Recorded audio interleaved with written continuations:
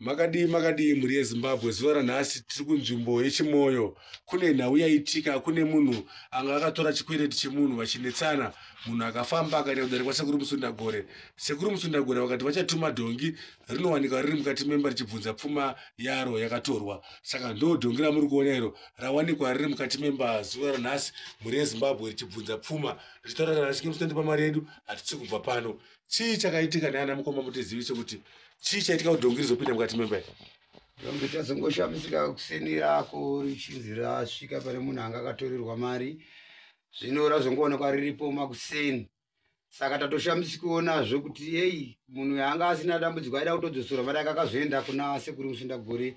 Ndobva vazosangana nemashorara achishamiso chatatosangana nacho muzuva ranhasi mangwanani. Mhuri yeZimbabwe ndinoti zvinotyisa hazana ndambozoona kubvira tinge taberekwa pakurarama kwedu kuti dhongi rinopinda mukati memba.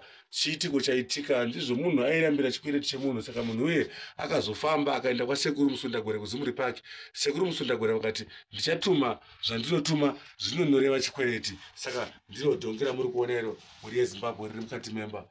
Mukati memba mhuri yeZimbabwe muri kuonamo maitika chiitiko icho idhongi.